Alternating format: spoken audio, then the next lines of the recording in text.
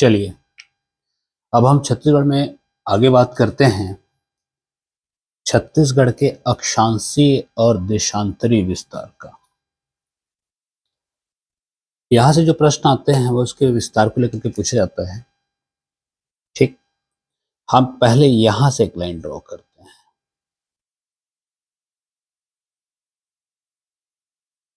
और एक line top से ड्रॉ करते हैं।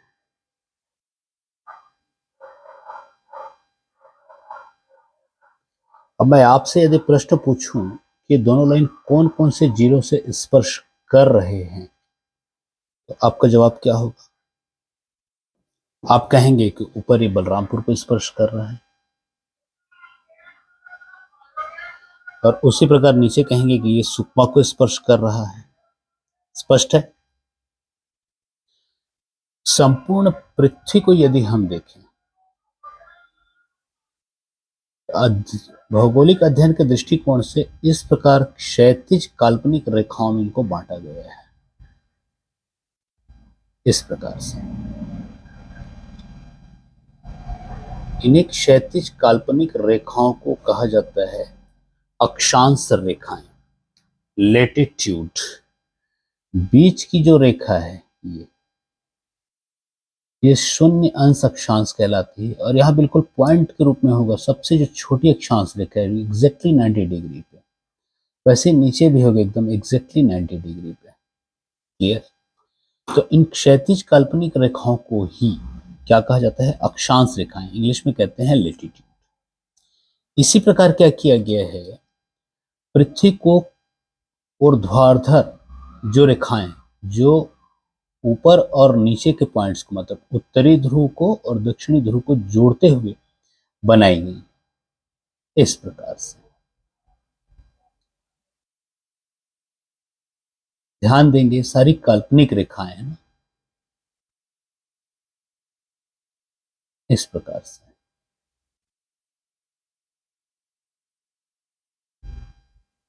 ठीक, तो एक ये रेखा है और एक ये रेखा है। क्षैतिज रेखाओं को अक्षांश कहा जाता है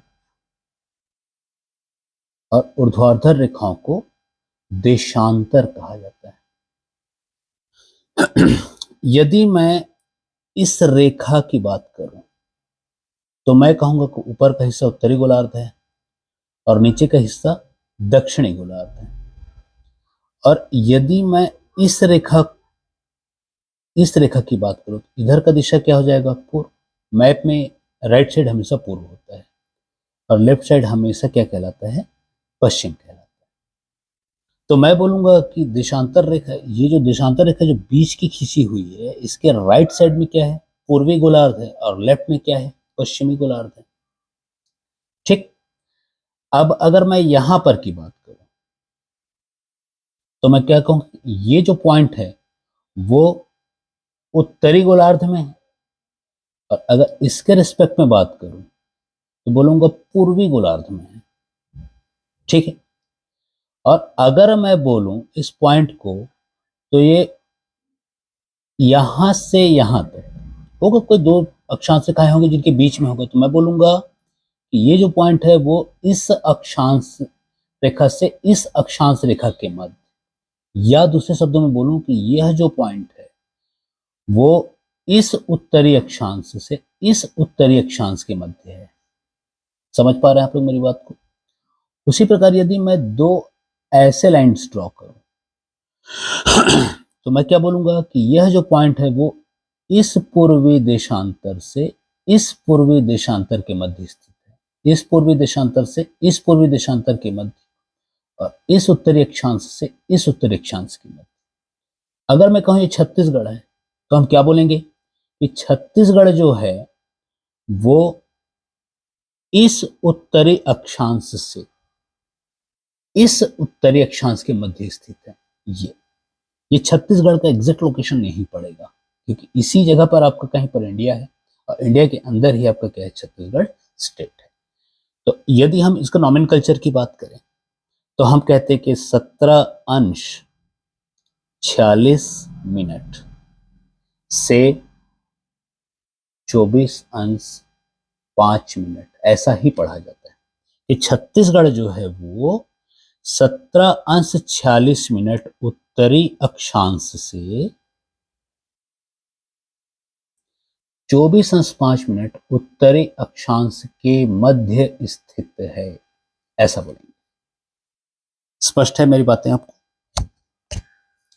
और यदि मैं यहां से पूरे यहां तक के डिस्टेंस की बात करूं, दूरी की बात करूं, 17 अंश 40 मिनट से 24 अंश 5 मिनट के मध्य, तो दोनों के बीच का डिस्टेंस लगभग कितना होता है? तो 800 किलोमीटर, सॉरी 700 किलोमीटर, लगभग 700 किलोमीटर के आसपास। तो जैसे पूछेगा छत्तीसगढ़ का उत्तर से दक्षिण अक्षांशीय विस्तार, उसकी लंबाई कितनी है? मैक्सिमम या लगभग में तो आप बोलेंगे 700 किलोमीटर। और यदि प्रश्न बनता है उत्तरी अक्षांश 24 अंश 5 मिनट उत्तरी अक्षांश छत्तीसगढ़ के किस जिले को स्पर्श कर रही, तो आप कहेंगे बलरामपुर। 17 अंश 40 मिनट उत्तरी अक्षांश किस जिले को स्पर्श कर रही, तो आप कहेंगे सुकमा। क्लियर है? यदि छत्तीसगढ़ का अक्षांशीय विस्तार पूछा जाएगा कितनी दूरी तक है, तो आप बोलेंगे 700 किलोमीटर। इसी प्रकार अब हम बात करते हैं, यहां से मैं एक लाइन ड्रॉ कर रहा हूं, ये इस प्रकार से, इस प्रकार से। वैसे मैं यहां से एक लाइन ऐसा ड्रॉ कर रहा हूं, देखिए इस प्रकार से। ठीक है, अब मैं कहूंगा जो खड़ी लाइन है ये किस किस जिले को स्पर्श कर रहे हैं, तो आप बोलोगे बीजापुर, और एक बोलोगे आप जशपुर। ठीक, मैंने बताया था कि जो ऊर्ध्वाधर जो काल्पनिक रेखाएं हैं उनको हम कहते हैं क्या? देशांतर रेखा। और क्योंकि छत्तीसगढ़ यहां पर कहीं पर है, मतलब दो पूर्वी देशांतर के बीच में स्थित है। इस पूर्वी देशांतर का भी कोई नाम होगा और इस पूर्वी देशांतर का भी कोई नाम होगा। तो इस पूर्वी देशांतर का जो नाम है यह है 80 अंश 15 मिनट, और ये है 84 अंश 24 मिनट। तो हम कहेंगे कि छत्तीसगढ़ 80 अंश 15 मिनट पूर्वी देशांतर से लेकर 84 अंश 24 मिनट पूर्वी देशांतर के मध्य स्थित है। यदि हम इनके देशांतरी विस्तार या देशांतरी लंबाई की बात करें तो ये लगभग